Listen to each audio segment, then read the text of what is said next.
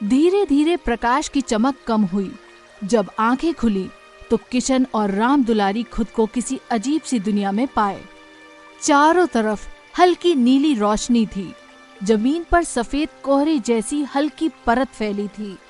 पेड़, पत्थर, नदियाँ, सब कुछ अलग, जैसे असली दुनिया से परे हो। बिहन सुबह की धूप में पंडित किशन घर के आंगन में खाट लगाकर बैठा हुआ था। कहने को बड़ा विद्वान, पर असल में दान दक्षिणा लूटने में सबसे होशियार। इस महंगाई के जमाने में पंडित किशन से गांव वाले बड़े परेशान थे, लेकिन फिर भी हर पूजा पाठ के लिए उसी को बुलाते थे। तुमसे मिले दिल में उठा दर्द करारा, जीने लगा जो भी जिसे इश्क ने मारा।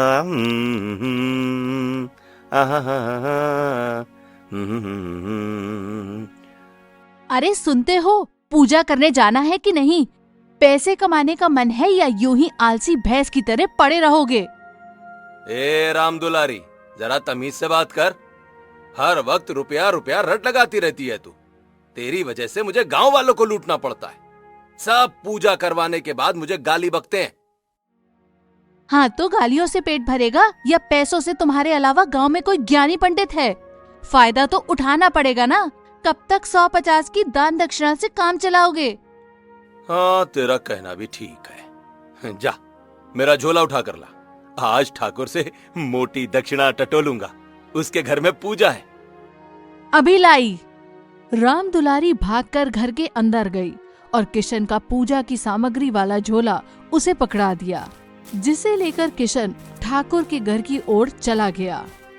ठाकुर के घर में पूजा का माहौल था। धूप, अगरबत्ती और कुछ मेहमानों से पूरा आंगन भरा पड़ा था। पंडित किशन ने अपना झोला एक कोने में रखा और पूजा शुरू की। तभी पूजा के बीच अचानक किशन की नजरें सामग्री में रखे एक पुराने कपड़े पर पड़ी। उसने धीरे से कपड़ा हटाया तो अंदर से एक पुराना ग्रंथ निकला, जिसके पन्ने फटे हुए थे, पर अक्षर अब भी चमकते हुए लग रहे थे। पर उसे देखते ही किशन की आंखें फैल गईं। अरे, ये तो लाखों साल पुराना लगता है। ये ग्रंथ स्वर्ग लोपी ग्रंथ है। हाँ, मैंने इसके बारे में पढ़ा है। स्वयं ऋषि दुर्वासा ने ये रचा था। जो इसे समझ गया उसके लिए कोई भी चीज पाना मुश्किल नहीं। पर ये इस लीचड़ ठाकुर के पास कैसे? वो ग्रंथ पंडित किशन की नजरों में रिट चुका था और वहाँ मौजूद लोगों को तो उसकी बिल्कुल भी समझ नहीं थी। पंडित ने सभी को पूजा में व्यस्त रखा और मौके का फायदा उठाकर बड़ी ही चालाकी से स्वर्गलोपी ग्रंथ को अपने झोले में सरका दिया और फिर पूजा जैसे तैसे खत्म हुई। ठाकुर ने दक्षिणा दी, मगर इस बार किशन ने ज्यादा मांगा ही नहीं। बस जो मिला लेकर जल्दी जल्दी पूजा समेटी और झोला उठाकर निकल पड़ा। लेकिन इस बार तो उसकी पूजा से सब हैरान रह गए। अरे वाह, पंडित जी ने आज तो बहुत जल्दी पूजा खत्म कर दी और दक्षिणा भी कम ली। ये तो बड़े बदले बदले से लग रहे हैं। हाँ, लगता है अब लालच छोड़ दिया इन्होंने। देखना, सब कहेंगे अब किशन पंडित अच्छे हो गए। बिल्कुल, लगता है ज्ञान की रोशनी आ गई है इन पर। पहले तो रुपयों के पीछे भागते थे, अब साधु जैसे हो गए हैं। लेकिन किसे क्या ही मालूम था कि पंडित को पैसे से भी ऊपर कुछ मिल चुका था। ज्ञान तो उसके पास था ही, लेकिन अब उसे ज्ञान का सही उपयोग करने का एक रास्ता किशन के झोले में वो ग्रंथ था। तो क्या हुआ पूजा का? ठाकुर ने कितने पैसे दिए, या फिर आज भी पूरा गांव लूट कर आए हो? अरे नहीं राम दुलारी, इस बार बात कुछ और है। रुपयों से बड़ी चीज हाथ लगी है। देख। किशन ने झोले से धीरे धीरे ग्रंथ निकाला, पर राम दुलारी चौंक गई। ये क्या है?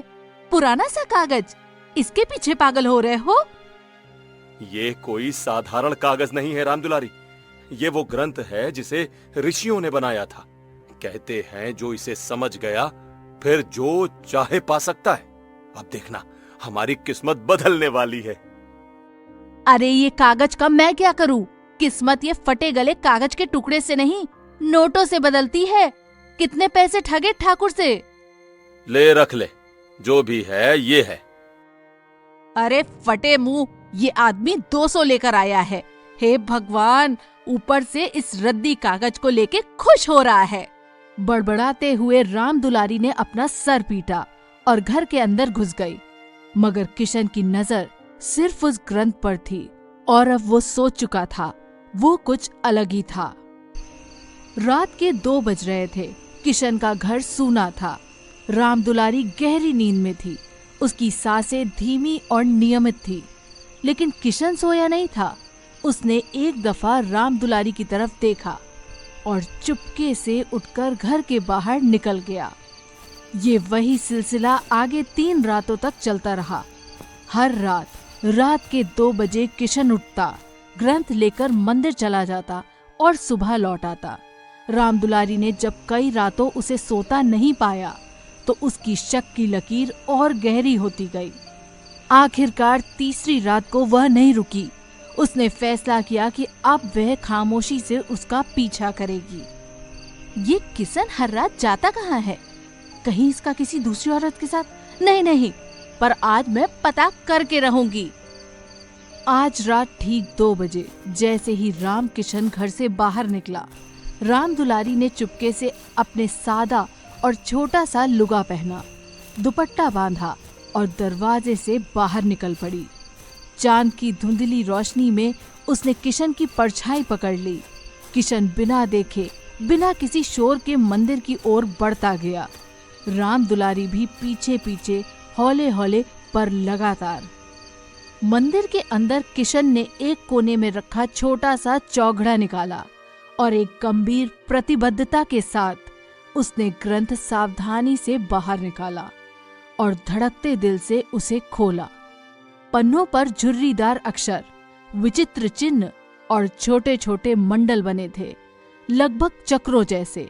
और धीरे धीरे किशन उन चक्रों को एक एक कर देखता और अपनी उंगलियों से हवा में उनका मिलान करता है, मानो किसी पहेली को जोड़ रहा हो। हाँ, ये सही क्रम है।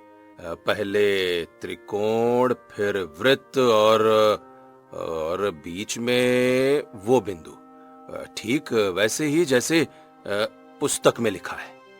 मंदिर के बाहर दीवार के पीछे से राम दुलारी उसे देखकर अपना सर खुजाने लगती है। ये क्या पागल हो गया है? उंगलियों से हवा में क्या बोल रहा है? किशन ने ग्रंथ के चक्रों को हाथ से मिलाया। हवा में उसका स्पर्श जैसे चिन्हों को जगा दे रहा था। फिर उसने मुख से धीमी धीमी किसी भाषा में मंत्र पढ़ना शुरू किया। मंत्र अजनबी थे, ना किसी गांव की बोली, ना किसी साधारण श्लोक जैसे। आवाज में एक अजीब सी पवित्रता और पकड़ थी। ये किस तरीके की बात कर रहा है? ये मंत्र कोई आम वाणी नहीं। क्या सच में ये कुछ बड़ा कर रहा है? किशन का स्वर बढ़ता गया। मुट्ठियां कस रही थी। उसका चेहरा लालिमाय हो उठा। पन्नों पर बने कुछ चिन्ह हल्का सा जगमगा उठे। राम दुलारी की नजरें जो ही उन पर पड़ी, उसका गला सूख गया। हे भगवान, ये क्या कर रहा है मेरा पति? क्या ये किसी जादू टोने में लिप्त है? किशन का स्वर और ऊंचा होता गया। मंदिर की दीवारें जैसे उसके मंत्रों की गूंज से कांप रही थी। अचानक हवा भारी हो गई। दीपक की लौ तेजी से कांपी और फिर स्थिर हो गई। ग्रंथ के पन्नों पर बने चिन्हों की चमक बढ़ी और अचानक किशन के सामने हवा में एक विशाल त्रिकोण उभर आया। वह चमकते प्रकाश से भरा हुआ था, मानो किसी और लोक का द्वार। हे भगवान, ये क्या है? हवा में त्रिकोण और ये तेज रोशनी। त्रिकोण की आकृति फैलती गई। उसका प्रकाश इतना प्रबल था कि मंदिर के अंधेरे को चीरकर बाहर तक फैल गया। उस रोशनी से पूरा आंगन सफेद चमकने लगा। किशन की आंखें उस प्रकाश पर जमी थी। उसके चेहरे पर अब डर नहीं था, सिर्फ अद्भुत उत्साह। हाँ, यही है वो शक्ति जो मेरी और हम लोगों की किस्मत बदलेगी। अब मैं इसके पार जाऊंगा। राम दुलारी स्तब्ध खड़ी सब देख रही थी। उसके कदम वहीं जमे थे। तभी किशन ने एक लंबी सांस ली और सीधा उस प्रकाशमय त्रिकोण की ओर बढ़ा। जैसे ही उसने भीतर कदम रखा, उसका शरीर तेज रोशनी में समा गया और वह पूरी तरह गायब हो गया। किशन रुको, तुम कहाँ जा रहे हो? पर उसके शब्द देर से निकले। किशन पहले ही उस रोशनी के भीतर विलीन हो चुका था। राम दुलारी का दिल जोर जोर से धड़कने लगा। उसके पांव अपने आप भागते हुए उसी ओर बढ़ गए। बिना सोचे समझे उसने भी अपने हाथ बढ़ाकर उस त्रिकोण की रोशनी को छू लिया। जैसे ही उसके हाथ उस प्रकाश से टकराए, एक तेज कंपन हुआ और अगले ही पल राम दुलारी भी उस दिव्य रोशनी के भीतर समा गई। धीरे धीरे प्रकाश की चमक कम हुई। जब आंखें खुली तो किशन और राम दुलारी खुद को किसी अजीब सी दुनिया में पाए। चारों तरफ हल्की नीली रोशनी थी। जमीन पर सफेद कोहरे जैसी हल्की परत फैली थी। पेड़, पत्थर, नदियाँ, सब कुछ अलग, जैसे असली दुनिया से परे हो। राम दुलारी, तुम यहाँ कैसे मेरे पीछे? मैंने देखा तुम्हें रात दर रात मंदिर जाते हुए, और फिर वो रोशनी मैं नहीं छोड़ सकती थी। अब तुम मुझे बताओ, हम यहाँ कहाँ हैं? किशन ने गहरी सांस ली। उसकी आंखों में अब डर नहीं, बल्कि उत्सुकता और लालसा दोनों झलक रही थी। ये वही जगह है जहाँ उस ग्रंथ की शक्ति काम करती है। सच कहूँ तो अब मैं समझ गया हूँ। ये ग्रंथ जादुई था राम दुलारी। इसकी बदौलत मैं कुछ भी हासिल कर सकता हूँ। सबसे पहले मुझे यहाँ वो ताकत मिलेगी जिसकी मदद से मैं सबको जीवित कर सकता हूँ। और हाँ, अगर ये शक्ति मेरे पास आ गई तो डॉक्टर की दवा, किसी की मदद, दुनिया का हर पैसा सब मेरे नियंत्रण में होगा। मैं दुनिया का सबसे अमीर आदमी बन जाऊंगा। हाँ। राम दुलारी उसकी आंखों में चमक देख रही थी। उसकी भी सांस तेज हो रही थी। धीरे धीरे उसके मन में भी लालच की झिलमिलाहट जग गई। शक्ति पाने की लालसा, दुनिया को अपनी पहुंच में करने का ख्याल। अगर सच में शक्ति मिली तो हम जो चाहे कर सकते हैं, सब कुछ। दोनों खड़े थे अद्भुत और रहस्यमयी इस लोक में। चारों ओर अजीब रोशनी, हल्की हवा और मंत्रों की गूंज।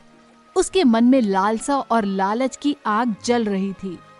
किशन ने ग्रंथ को कसकर पकड़ा और उसकी आंखों में उस शक्ति को पाने की अटूट इच्छा झलक रही थी। जैसे ही किशन और राम दुलारी आगे बढ़े, हवा में अचानक एक गूंज सी उठी। किशन, तुमने इच्छा पूर्ति लोक में कदम रख दिया है। यहाँ की शक्ति तुम्हारी कल्पना से परे है।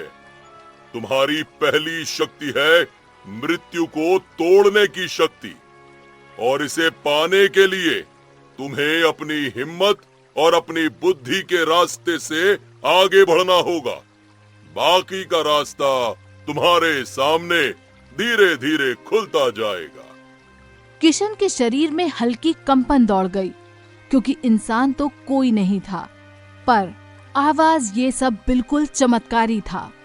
तभी उनके सामने एक संकीर्ण मार्ग प्रकट हुआ, जैसे किसी ने आकाशवाणी की चेतावनी के अनुसार रास्ता खोल दिया हो।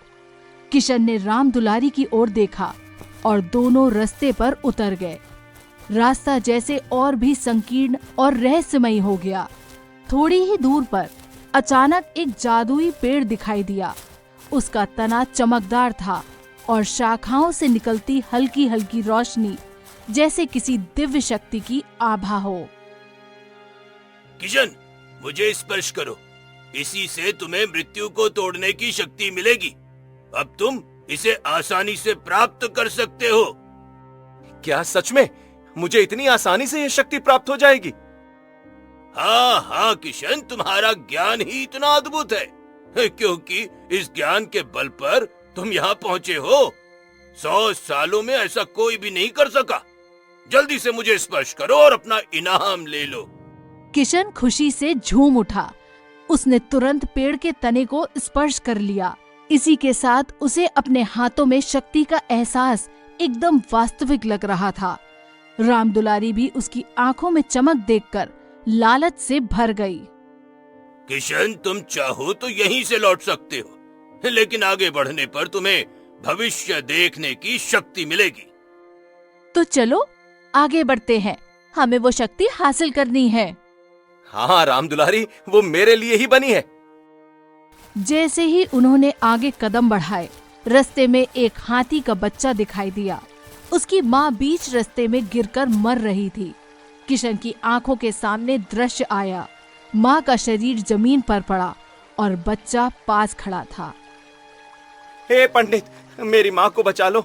इस दुनिया में उनके सिवा मेरा कोई भी नहीं है। आपका आभार रहेगा। किशन ने उस ओर देखा। उसकी आंखों में कोई दया नहीं थी। उसका मन केवल अपनी शक्ति और लालच में डूबा हुआ था। अरे तेरी माँ जैसे कितने लोग मरते हैं इस दुनिया में, और मैं अपनी अमूल्य शक्ति किसी तुच्छ प्राणी के लिए गवाऊं? तेरी माँ मरे और तुम भी मर जाओ। जाओ। हाथी का बच्चा बार बार जिद करता रहा, आंखों में दर्द और उम्मीद के साथ। अरे हे, बहस मत करो, आगे बढ़ो। हमें इस लोक से भविष्य देखने की शक्ति लेकर ही जाना है।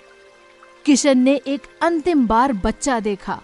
उसकी आंखों में मासूमियत और भीगती उम्मीद थी, पर लालच और शक्ति की इच्छा ने उसकी दया को दबा दिया। दोनों ने धीरे धीरे रास्ता बढ़ाया। उसके मन में अब केवल एक ही विचार था, शक्ति हासिल करना, चाहे कुछ भी हो जाए। जैसे ही किशन और राम दुलारी रास्ते पर बढ़ रहे थे, हाथी का बच्चा अचानक रोशनी में चमक उठा। उसकी आकृति बदलने लगी। धीरे धीरे एक बड़े ऋषि का रूप धारण हुआ। अरे तू सोचता है ये प्राणी था, पर नहीं किशन, ये तो तेरा इम्तिहान था बेटे। तू इस परीक्षा में पास होने का मौका पाकर भी अपने लालच की वजह से इसमें विफल हो गया है। किशन ठहर गया। ऋषि की आंखों में गहरी गंभीरता थी। तुझे ये शक्ति इसीलिए दी गई थी ताकि तू बेजुबानों और जरूरतमंदों की मदद करे। अरे पर तूने तो इस हाथी की मदद की ही नहीं, इसलिए तू इस शक्ति का हकदार नहीं है किशन। किशन के पैरों तले जमीन खिसक गई। वह संतुलन खोकर थोड़ा पीछे हट गया। अरे नहीं, ये मैंने अपने ज्ञान के दम पर हासिल किया है। ये शक्ति, ये मेरी मेहनत है।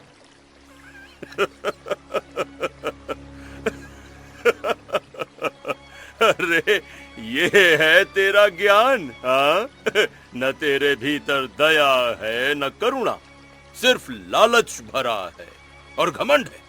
तू जिस ज्ञान का घमंड कर रहा है किशन, उसे भी तू भूल जाएगा।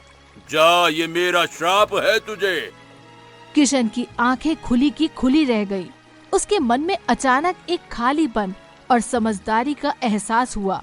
उसका लालच और घमंड उसे उसी शक्ति से वंचित कर दिया था जो अभी कुछ ही पल पहले उसकी थी। अरे मतलब जो कुछ मेरे पास था मैंने खुद ही खो दिया, इस लालच और घमंड की वजह से। तभी अचानक एक तेज रोशनी ने उन्हें घेर लिया। किशन और राम दुलारी दोनों एक झपकी में गायब हो गए और सीधे अपने घर पहुंच गए। घर पहुंचते ही दोनों के मन में भारी मलाल और पछतावा छा गया। उन्होंने जो किया उसकी गंभीरता उन्हें महसूस होने लगी। किशन, जिस दिन तेरा लालच और घमंड खत्म होगा, केवल उसी दिन तुझे तेरा ज्ञान वापस मिलेगा। और जैसे ही ऋषि की आखिरी आवाज गूंजी, वह अचानक गायब हो गया। घर में फिर वही सामान्य चुप्पी और अजीब सन्नाटा फैल गया। किशन और राम दुलारी दोनों एक दूसरे की आंखों में देखते रहे। अब उनके मन में केवल पछतावा, समझदारी और सीख बची थी। कि लालच ने वो भी उनसे छीन लिया जिससे उनका घर चल रहा था।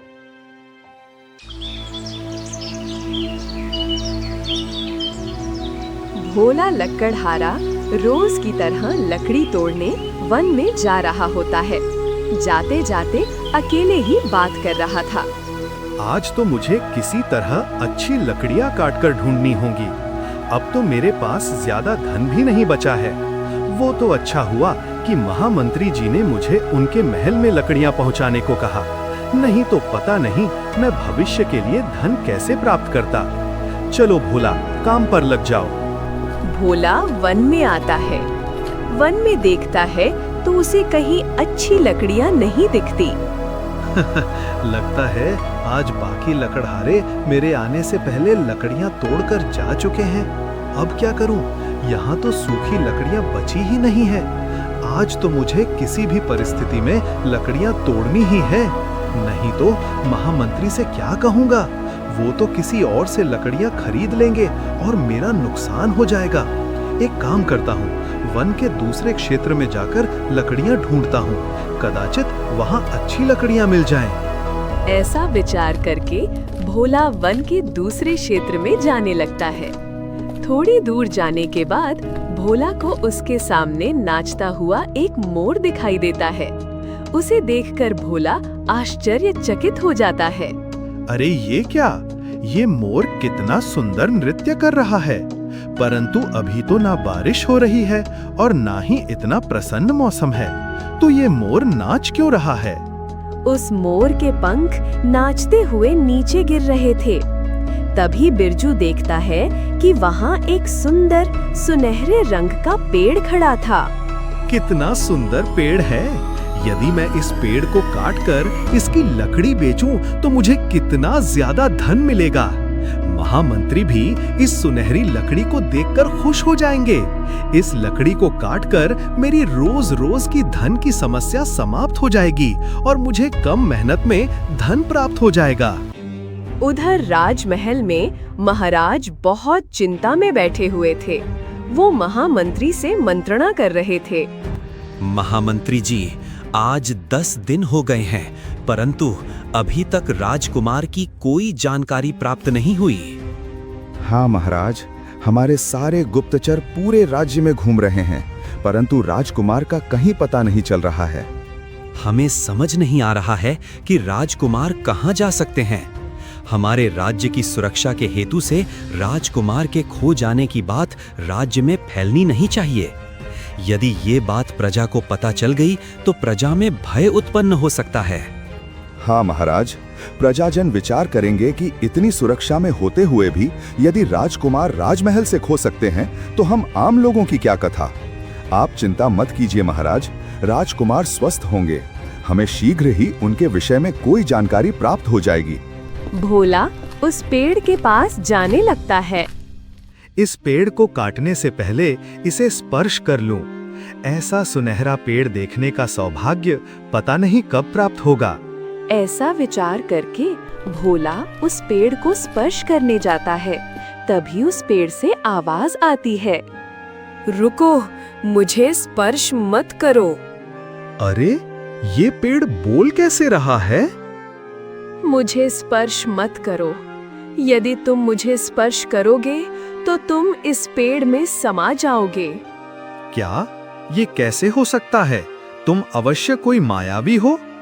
नहीं, मैं मायावी नहीं, मैं तो एक परी हूँ। एक भयानक यक्षिणी ने मुझे इस पेड़ में परिवर्तित किया है। क्या यक्षिणी?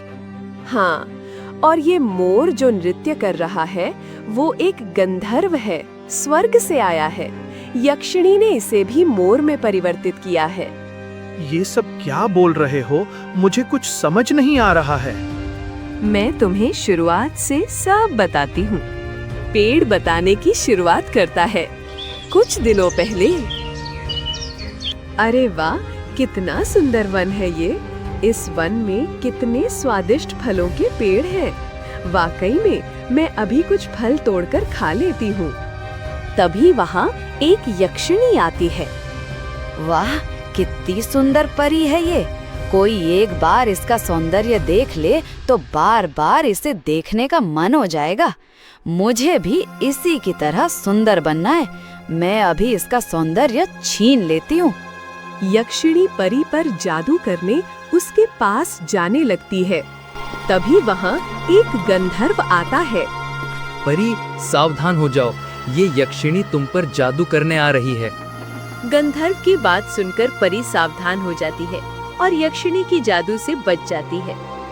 तुम कौन हो जिसने मेरे कार्य में बाधा डाली है? मैं स्वर्ग का गंधर्व हूँ, पृथ्वी पर किसी कार्य से आया हूँ। तुम परी के साथ दुष्टता कर रही थी, इसीलिए मैंने तुम्हारे कार्य में बाधा डाली है, दुष्ट यक्षिणी। एक गंधर्व जिसका कार्य गायन और नृत्य करना है, वो मेरा अपमान कर रहा है। तुम्हें इस बात का दंड मिलना ही चाहिए, परंतु तुमसे पहले मैं इस परी को दंड दूंगी। परंतु मैंने क्या किया है? मेरा क्या अपराध है? तुम्हारा कोई अपराध नहीं है, परंतु मैं तुम्हारा सौंदर्य नहीं छीन पाई। इसलिए यदि मैं तुम्हारी तरह सौंदर्यवती नहीं हो सकती, तो तुम्हें सौंदर्य धारण करने की अनुमति नहीं है। इसलिए मैं तुम्हें एक पेड़ बना दूंगी। ऐसा कहकर यक्षिणी एक ही क्षण में परी को पेड़ में परिवर्तित कर देती है। परी पेड़ तो बन जाती है, परंतु उसके सौंदर्य के कारण पेड़ को भी सुनहरा रंग प्राप्त हो जाता है।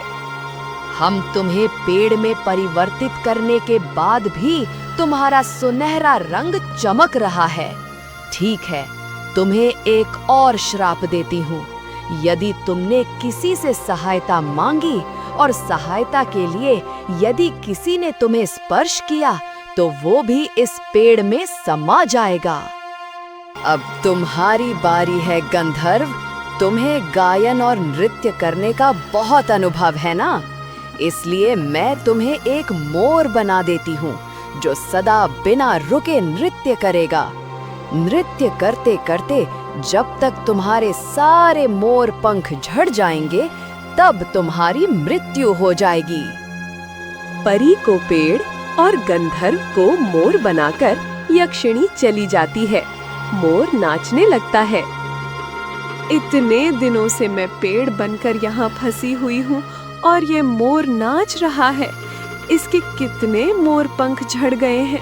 मुझे भय है कि शीघ्र ही इसे अपना वास्तव रूप प्राप्त नहीं हुआ तो इसकी मृत्यु हो जाएगी। नहीं, ऐसा नहीं होगा। मैं तुम दोनों की सहायता करूंगा। परंतु कैसे? हमें तो उस यक्षिणी के विषय में कुछ भी पता नहीं है। हाँ, परंतु मुझे विश्वास है कि इसी वन में उस यक्षिणी के विषय में जानकारी मिल सकती है। तुम चिंता मत करो, मैं शीघ्र ही तुम दोनों को अपने वास्तव रूप में ले आऊंगा। भोला अपनी कुल्हाड़ी उठाकर चलने लगता है। वो थोड़ी दूर जाता ही है कि तभी एक बंदर भागते हुए उसके पास आता है। मेरी सहायता करो, मेरे प्राणों का आरक्षण करो, वो सर्प मुझे खा लेगा। एक बोलने वाला बंदर? इसका अर्थ है कि यक्षिणी ने किसी और को भी अपने जादू से पीड़ा दी है। तुम चिंता मत करो। तभी वहाँ एक महाभयानक सर्प आता है। उस बड़े काले रंग के सर्प को देखकर बंदर भयभीत हो जाता है। भोला सामने जाता है और अपनी कुल्हाड़ी से उस सर्प के 2 टुकड़े कर देता है। सर्प की मृत्यु हो जाती है। तुम्हारा धन्यवाद लकड़हारे। आज यदि तुम मेरी सहायता नहीं करते तो मैं उस सर्प का भोजन बन जाता। आप वास्तव में कौन हैं? यक्षिणी के विषय में पता चला है। कहीं उसी ने तो आपको इस बंदर का रूप नहीं दिया है? हाँ, तुमने सही पहचाना लकड़हारे। मैं इस राज्य का राजकुमार अनुराग हूँ। उस दिन मैं शिकार के लिए वन में आया था। तब इस यक्षिणी ने मुझे देखा और मुझसे विवाह करने की इच्छा प्रकट की। मैंने उससे विवाह करने के लिए ना कहा, तब उसने मुझे बंदर बना दिया। मैं अब इस वन में फंस गया हूँ। यदि मैंने इस वन का त्याग किया तो वन के बाहर जाते ही मेरी मृत्यु हो जाएगी। इसीलिए मैं इतने दिनों से वन में रहकर सहायता की प्रतीक्षा कर रहा हूँ। परंतु ये सर्प आपका शिकार क्यों करना चाहता था? यह सर्प उस दुष्ट यक्षिणी का है। उसे किसी का भय नहीं है। उसने वन के कई प्राणियों को अपना भोजन बनाया है। आप चिंता मत कीजिए राजकुमार, मैं आपकी सहायता करूंगा। शीघ्र ही आप अपने वास्तव रूप में आएंगे। भोला वन से बाहर आता है।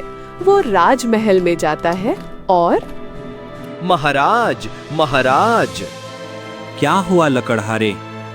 महाराज, राजकुमार अनुराग वन में एक बंदर बनकर बंदी बन गए हैं। वो उस वन का त्याग नहीं कर सकते। ये क्या बोल रहे हो? भोला, ये क्या प्रलाप कर रहे हो तुम? राजकुमार और बंदर बने हैं? मैं प्रलाप नहीं कर रहा हूँ महामंत्री जी। मैं आज आपके लिए वन में लकड़ियां तोड़ने गया था। तब मुझे एक बोलने वाला पेड़ मिला। वहीं एक मोर लगातार नाच रहा था। पेड़ ने मुझसे कहा कि एक यक्षिणी ने उनकी ऐसी दशा की है। मैं आपको ये जानकारी देने आ रहा था कि तभी मुझे एक बंदर मिला जिसे एक बड़ा सा सर्प खाने आ रहा था। मैंने उस सर्प के टुकड़े टुकड़े कर दिए। तभी बंदर ने मुझे बताया कि वो राजकुमार है। यदि ऐसी बात है तो मैं अभी जाकर उस यक्षिणी को मृत्यु देकर अपने पुत्र और बाकी सबको उसके जादू से मुक्त करता हूँ। नहीं महाराज, मैं जाता हूँ और पहले उस यक्षिणी के विषय में और जानकारी प्राप्त करता हूँ। उसके पास मायावी शक्तियाँ हैं। हमें सावधानी से काम करना चाहिए। तभी वहाँ महाराज के गुरुदेव आते हैं। भोला ठीक कह रहा है राजन। पहले उस यक्षिणी के विषय में पूरी जानकारी प्राप्त होना आवश्यक है।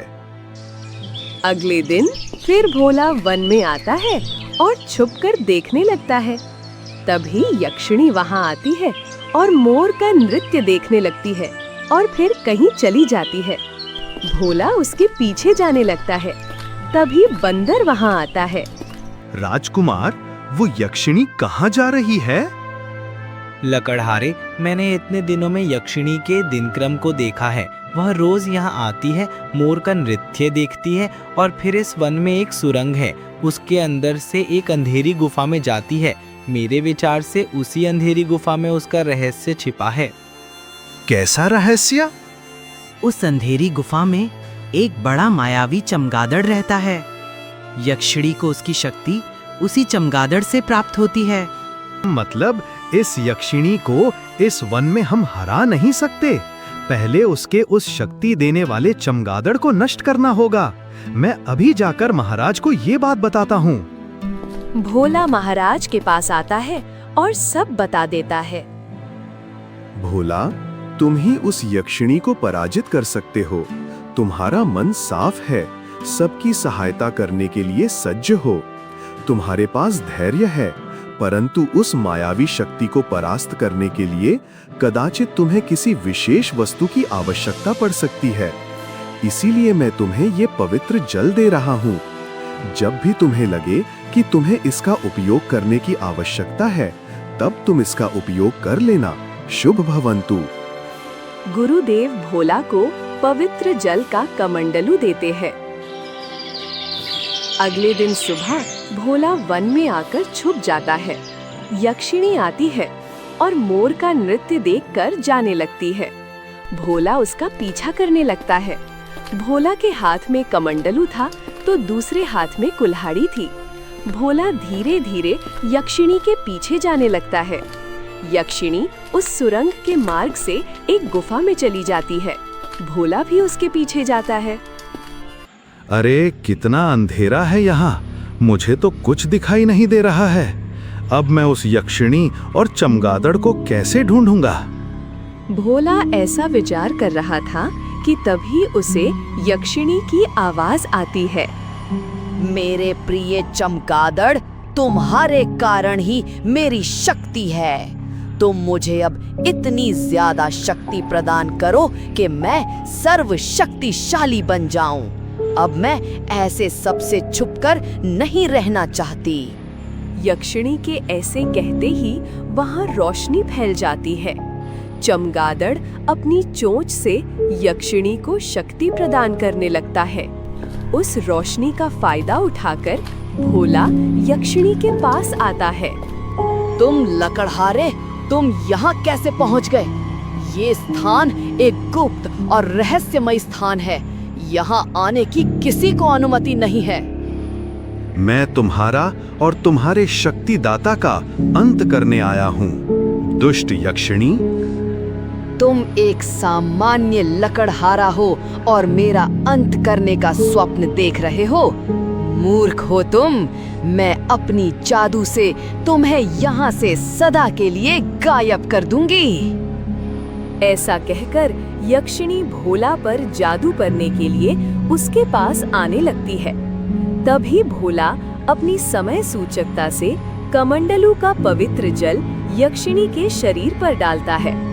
यक्षिणी उसी क्षण पुतले की तरह वहीं जम जाती है। हम मुझे गायब करने चली थी ना तुम दुष्ट यक्षिणी। अब देखो, तुझे ऐसे इस भूमि से गायब करता हूँ कि कभी किसी की दृष्टि में नहीं आओगी।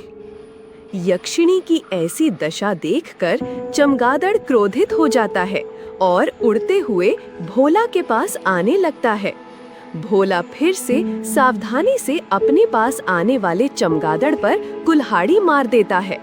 कुल्हाड़ी के मार से चमगादड़ का एक पंख कटकर नीचे गिर जाता है। यक्षिणी ये सब देख रही होती है पर कुछ कर नहीं पाती है। देख यक्षिणी, अपनी शक्ति स्रोत चमगादड़ की अवस्था देख। तू अपनी जगह से नहीं हिल सकती, परंतु सब कुछ देख सकती है। अब देख, मैं इसे और पीड़ा दूंगा और इसकी पीड़ा देखकर तुझे भी पीड़ा होगी। उस परी गंधर्व और राजकुमार अनुराग को तूने जितनी पीड़ा दी है, उससे कई अधिक पीड़ा तुझे भोगनी होगी। भोला फिर कुल्हाड़ी का वार करता है और चमगादड़ का दूसरा पंख काट देता है। दोनों पंखों के कट जाने से चमगादड़ तड़प तड़प कर अपने प्राण त्याग देता है। चमगादड़ के प्राण त्यागते ही दुष्ट यक्षिणी भी भूमि में दब जाती है। भोला वापस वन में आता है। लकड़हारे, तुम आदे? हाँ राजकुमार, उस दुष्ट यक्षिणी का अंत हो गया, परंतु उसके बाद भी आप सब अपने वास्तव रूप में कैसे नहीं आए? यक्षिणी का अंत हो गया, परंतु उसके जादू का अंत करने के लिए किसी विशेष शक्ति की आवश्यकता है। फिर भोला कुछ विचार करता है और मेरे पास गुरुदेव का दिया हुआ पवित्र जल है, उससे ही यक्षिणी का अंत करना संभव हुआ है। कदाचित ये उसके जादू को भी काट सकता है। फिर भोला कमंडलू का पवित्र जल बंदर पर छिड़कता है। एक क्षण में बंदर के स्थान पर वहां राजकुमार अनुराग प्रकट हो जाते हैं। लकड़हारे, तुम्हारा बहुत बहुत धन्यवाद। आज एक बार फिर तुमने मेरी सहायता की है। राजकुमार, अभी मुझे परी और गंधर्व को भी मुक्त करना है। फिर भोला उस पेड़ और मोर पर भी पवित्र जल छिड़कता है और वो दोनों भी अपने अपने वास्तव रूप में आते हैं। लकड़हारे, तुम सत्य में बहुत दयालु हो। आज यदि तुम उस दुष्ट यक्षिणी का अंत नहीं करते तो मेरी मृत्यु निश्चित थी। हाँ लकड़हारे, तुमने मेरी भी सहायता की है। बिना किसी स्वार्थ के तुमने हम सब की सहायता की है, इसलिए मैं प्रसन्न हूँ। ऐसा कहकर परी अपनी जादू से एक जादुई कुल्हाड़ी प्रकट करती है। ये लो लकड़हारे, ये एक जादुई कुल्हाड़ी है। मैंने तुम्हें बात करते हुए सुना था कि तुम्हें लकड़ी काटने में कितना मेहनत करनी पड़ती है। अब इस जादुई कुल्हाड़ी से जब तुम पेड़ पर एक बार वार करोगे तो उस पेड़ की सारी लकड़ियां अपने आप कटकर उनका गट्ठर बन जाएगा। इससे तुम कम समय में ज्यादा काम कर सकोगे और तुम्हारी मेहनत भी कम होगी। धन्यवाद परी। फिर परी अपने परीलोक चली जाती है। गंधर्व भी स्वर्ग लौट जाते हैं।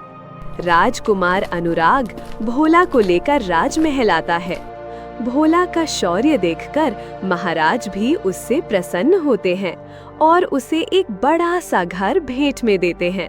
लकड़हारे का भाग्य बदल जाता है।